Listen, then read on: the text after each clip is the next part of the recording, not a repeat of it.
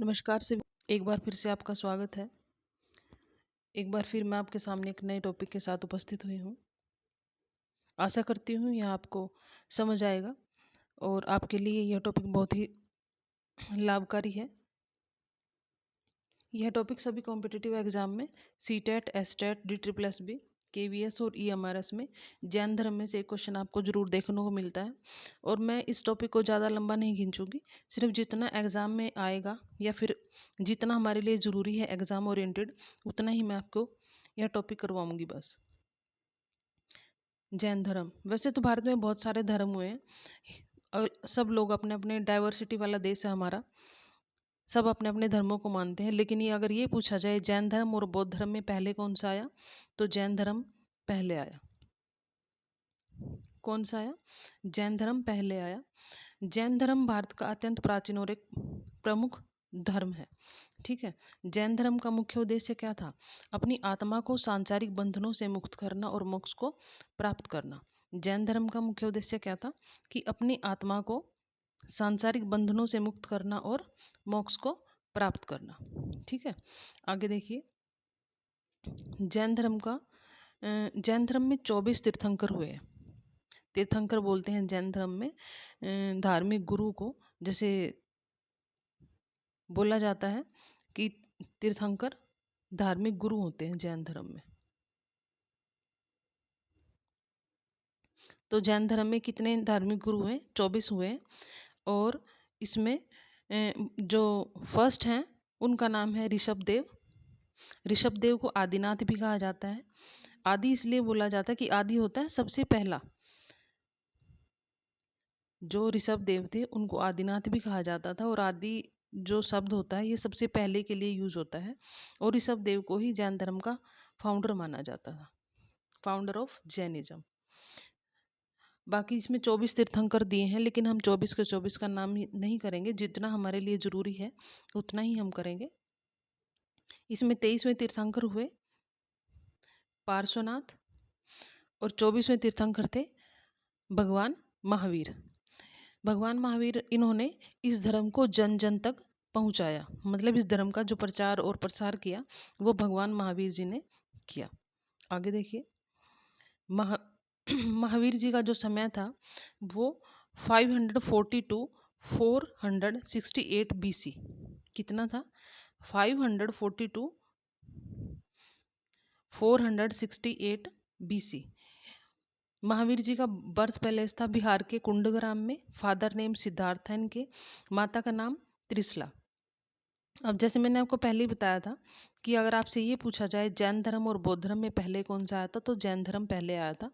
इनकी पत्नी का नाम यशोदा, महावीर जी की पत्नी का नाम यशोदा, और बेटी का नाम था प्रियदर्शनी अनुजा, और इनके दामाद का नाम था जामिल। ऐसा माना जाता है कि महावीर जी का जो पहला शिष्य था वो जामिल ही था। जो जामिल था वो महावीर जी का पहला शिष्य था और इन्होंने अपनी बेटी की शादी इनसे कर दी थी। अब आगे देखिए। भगवान महावीर ने ज्ञान की प्राप्ति के लिए 30 वर्ष की आयु में ही घर को छोड़ दिया था। अगर आपसे ये क्वेश्चन आ जाए कि भगवान महावीर ने कितने वर्ष की आयु में घर छोड़ा, ज्ञान प्राप्ति के लिए कितने वर्ष की आयु में घर छोड़ा, तो आप 30 वर्ष की आयु में घर छोड़ा। अलग अलग ऑप्शन के हिसाब से देखेंगे। 30 वर्ष की आयु में इन्होंने घर छोड़ दिया था और 42 वर्ष की आयु में इन्होंने अपना ज्ञान को प्राप्त कर लिया था।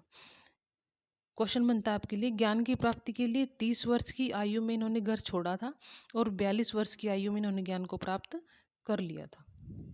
तो इस 30 और 42 के बीच में कितना अंतराल हुआ? 12 वर्ष का अंतराल हुआ इसमें। तो 12 साल का समय लगा इनको ज्ञान प्राप्त करने में। जैन धर्म में ज्ञान को कैवल्य शब्द दिया गया है। अगर ये आए आपके एग्जाम में कि ज्ञान को एक और शब्द से, किस और शब्द से जाना जाता है, तो ऑप्शन होंगे आपके सामने, उनमें कैवल्य भी होगा, तो आप कैवल्य के साथ जाएंगे। ज्ञान प्राप्ति का स्थान था इनका जिम्बीग्राम, जो आज बिहार में है। और जिम्बीग्राम में रिजुपालिका नदी के तट पर, कौन सी नदी के तट पर? रिजुपालिका नदी के तट पर बिहार में, बिहार के जिम्बीग्राम में रिजुपालिका नदी के तट पर इन्होंने ज्ञान प्राप्ति का इनके स्थान था। ये जो सारा डेटा मैंने इकट्ठा किया है सारा एनसीईआरटी से ही इकट्ठा किया है, इसमें कुछ भी बाहर से नहीं है, सारा फैक्चुअल है ये। मोक्ष प्राप्ति का इनका स्थान था पावापुरी, वैशाली के नज़दीक बिहार में। ठीक है, आगे देखिए, जैन धर्म में 5 सिद्धांत हुए हैं: अहिंसा, सत्य, अस्तेय, अपरिग्रह और ब्रह्मचर्य। अहिंसा क्या है? अहिंसा किसी के साथ कोई हिंसा न करना, किसी के साथ कोई मारपीट ना करना, किसी का दिल न दुखाना और किसी को प्रताड़ित न करना, अत्याचार न करना, ये सारा अहिंसा होती है। सत्य, सत्य बोलना, झूठ न बोलना। अस्तेय, चोरी न करना। अपरिग्रह, संपत्ति में विश्वास न रखना। जैसे इंसान ये डूबा रहता है मोह माया में कि हाँ बस पैसे इकट्ठे कर लो, जितना हो सके उतना ही। तो इनको ये था कि संपत्ति में इनका कोई विश्वास नहीं था, ये सिर्फ मोक्ष प्राप्त करना चाहते थे कि ज्ञान को प्राप्त करो और मोक्ष की प्राप्ति करो।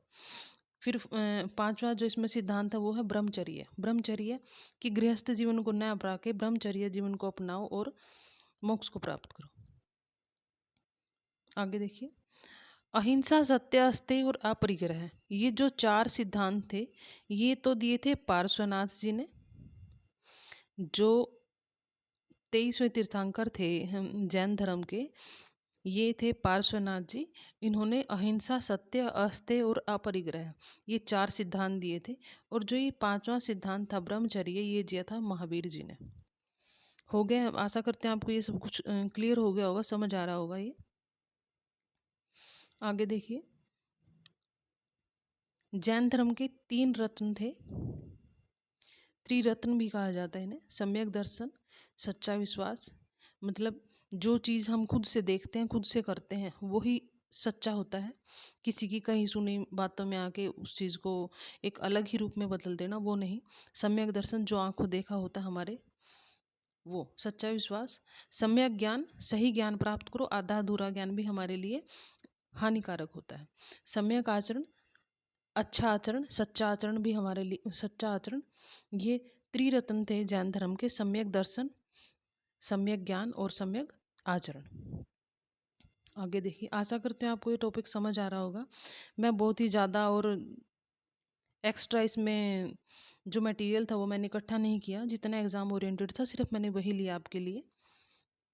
जैन की संगीतियाँ, संगीतियाँ थी जैन की, जो सम्मेलन हुए थे, इसमें 2 सम्मेलन हुए थे। फर्स्ट इसमें था 322 टू 298 ईस्वी पूर्व।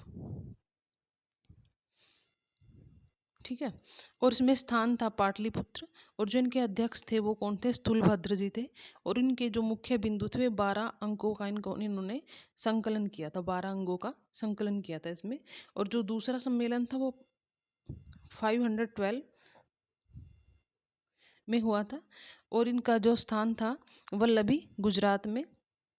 और इनके अध्यक्ष थे देवार्धी क्षमा श्रमण, इनका नाम था।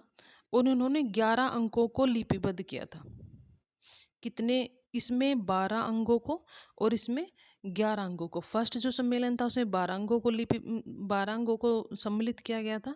और जो सेकंड सम्मेलन था उसमें 11 अंगों को लिपिबद्ध किया था। नेक्स्ट देखिए आगे, पाटलिपुत्र में भी जब ये जैन धर्म का ये 2 भागों में विभाजित हुआ था, 2 पार्ट में डिवाइड हुआ था। इसमें भी श्वेतांबर और दिगंबर, श्वेतांबर और दिगंबर। श्वेतांबर कौन से होते हैं? श्वेतांबर जो श्वेत वस्त्र पहनते हैं।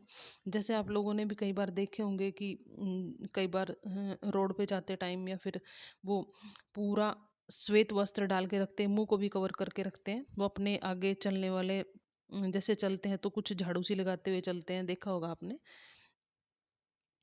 स्थूल ये जो श्वेतांबर थे श्वेत वस्त्र पहनने वाले थे, स्थूलभद्र के रास्ते में चले। स्थूलभद्र जो प्रथम सम्मेलन हुआ था उसके अध्यक्ष बने थे स्थूलभद्र। ये उत्तरी भारत में रहने वाले थे। जो इन्होंने श्वेतांबर थे जो इन्होंने उत्तरी भारत का जो एरिया था उसको अपनाया था। और दिगंबर कौन थे? दिगंबर थे प्राकृतिक अवस्था में रहने वाले। इनका ये मानना था कि जैसे बच्चा माँ के गर्भ से जन्म लेता है जिस अवस्था में, इन्होंने ये स्वीकार किया कि हम उसी अवस्था में अपने जीवन का यापन करेंगे।